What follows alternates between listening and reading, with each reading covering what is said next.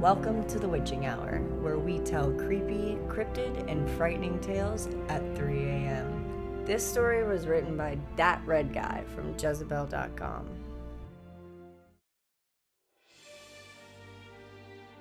One evening, my mother and stepfather had gone out to some event. Maybe it was an extended dinner or a concert. It's hard to remember. I stayed at home to work on a paper that was due the next day. I was one of those kids who procrastinated until the last minute. But I spent the whole night working at the desk in my room.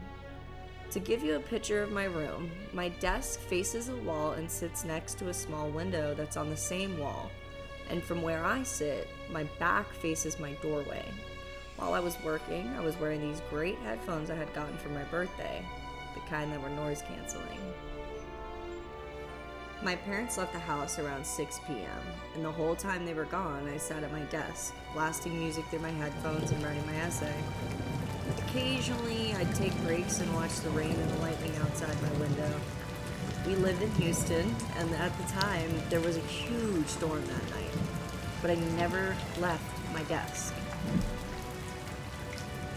My parents returned around 11 p.m.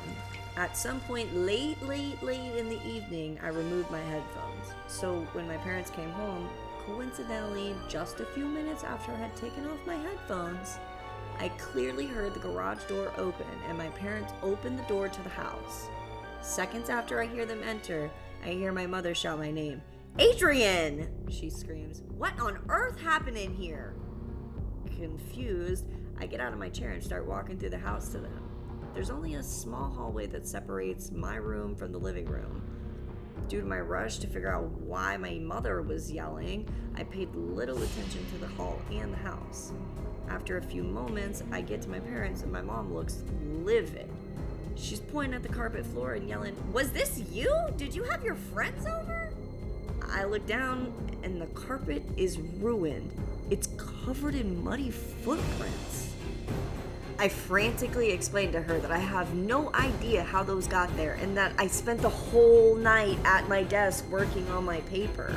I watch as her face goes from anger to confusion to fear. We now realize that someone else must have entered the house. Quickly, we scan for footprints, trying to make sense of the situation. It only takes a few moments to figure out where they start. Our back door, which we usually left unlocked. Then we noticed something else. The footprints started at the back door, but there were no footprints exiting the back door. Then we all hear something pounding through our house. We hear the front door get torn open, then slam shut with a sharp wham! We all run through the garage and lock the door. My mom starts shouting at the police through the phone. "Please, come quickly! Someone's broken into our house!" After what seems like hours, the police arrive. An officer stays with us in the garage as his partner goes through the house room by room. His partner tells us that it's safe to go back in and that there's no one in the house. Then she asks us a question. She asks us, "Whose room is down the hall to the left?" My parents look at me and I tell the officer it's mine. She asks us to follow her down the hall. As we go, it's easy to see that the footprints weave through my house from the back door. They go through the living room, through the small hallway, into my parents' room, which is down the hall to the right. And then they turn around towards my room. They stop in my doorway. Then the officer points at my door, which I had left open the whole night. And on it in black Sharpie was written the following. My log. 8:47. I see you. 8:53. You forgot to lock the back door. 8:59. You seem focused. 9:24. Turn around. 9:47. Look at me. 10:15. Look at me. 10:37. Look at me. 10:49.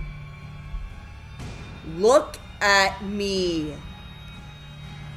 For nearly 2 hours, someone stood in my doorway watching me. And to this day, I shudder to think about what would have happened if I turned around and looked at them.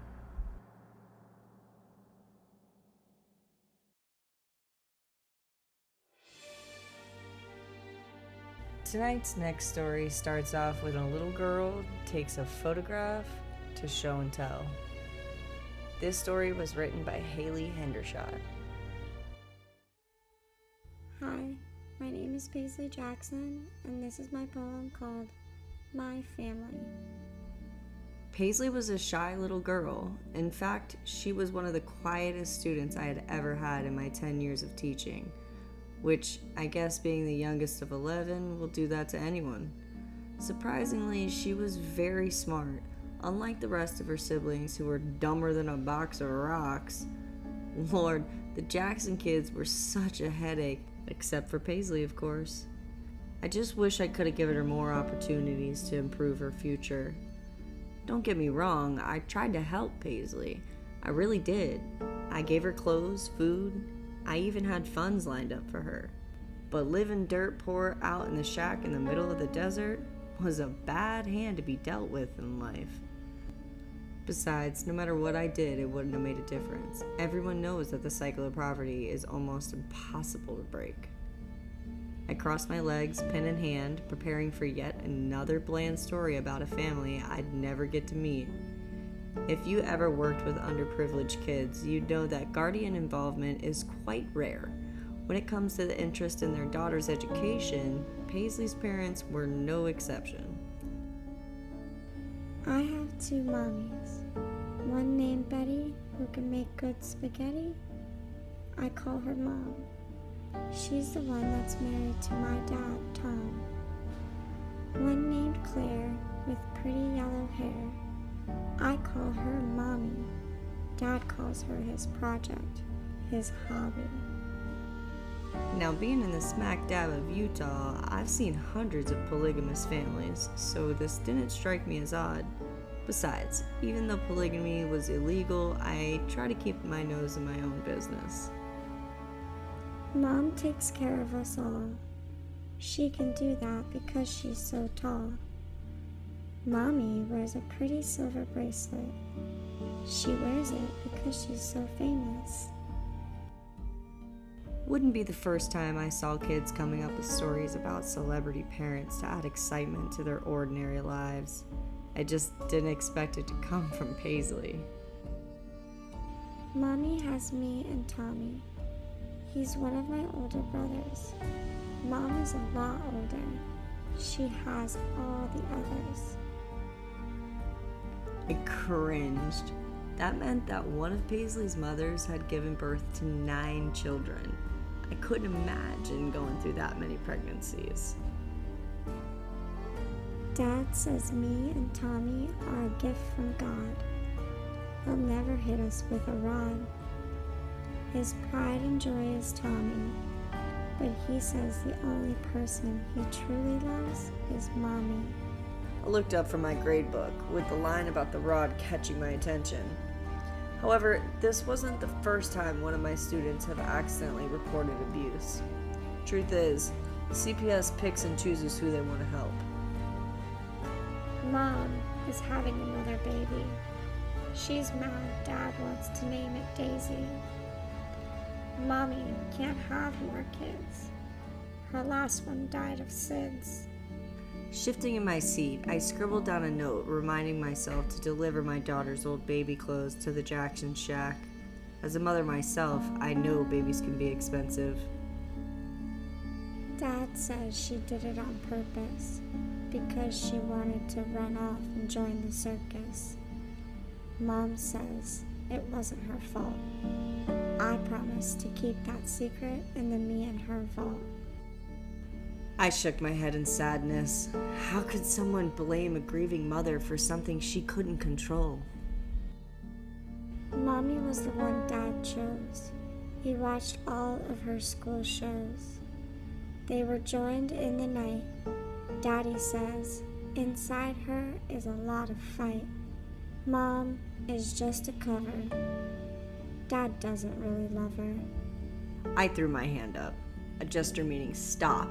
I had taught my students, but Paisley did not look up. She continued to read, oblivious to my disappointed frown. Obviously, one of her siblings has put her up to this as a joke. Mommy says she needs to get out.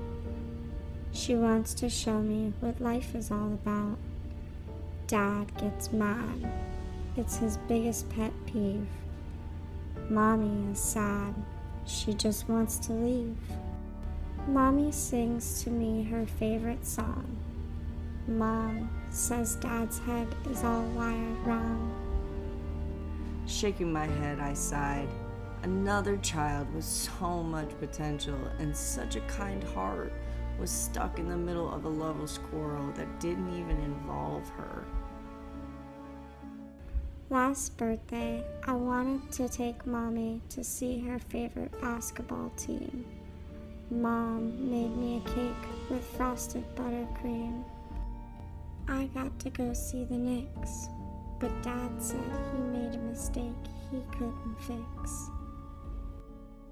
Nothing is the same anymore.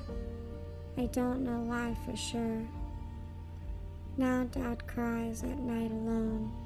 He asks God, what have I done? To Mom he no longer tends. She hopes the baby will make amends. Paisley rose her head up with a smile, looking for my approval. Although I was appalled at the inappropriateness of her poem, I did not want to break her spirits. She clearly was very proud of it, and scolding her for something that wasn't her wrongdoing was just going to send that little girl back into her shell that I had been trying so hard to break for months. So instead I clapped, making the rest of the class, who were too young to understand the gravity of the situation, applaud too. Miss June, I brought a picture of my mommy for extra credit. It's got one more part of the poem. Can I show the class? I nodded my head, thinking there couldn't possibly be any details worse than she's already presented. Paisley reached into the pocket of her old, worn-out, hand-me-down dress, pulling out an old, aging photo. She flipped the flaking picture around, displaying it as if it was her most prized possession. My blood ran cold. I finally figured out why Paisley looked so familiar to me. In what seemed to be a school photograph, smiling ear to ear exactly like Paisley, was a young woman by the name of Claire Daisy. She was a high school student, popular for her ability to gain the lead in every school play that went missing without a trace 12 years prior. She was last seen leaving theater practice late one night, but then just vanished. No sign of a struggle, no witnesses, no evidence, no body, nothing. Her case was covered on every news station in Utah for a while because of how particular it was, until people just lost interest. Paisley happily continued. I was so in shock I could not even stop her as she read off the back of the picture. There is one thing I don't understand, and maybe you'll have an answer at hand. If Dad's love for Mommy will never sway, why did he treat her that way? Mom lays her head on a nice soft bed, but Mommy sleeps in the basement under a big slab of cement.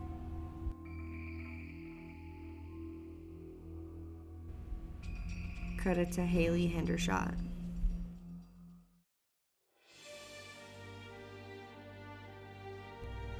Alright, y'all, that's gonna do it for tonight's episode of The Witching Hour. Don't forget, We are looking for short stories, so if you have a creepy cryptid or frightening tale, make sure you drop us an email.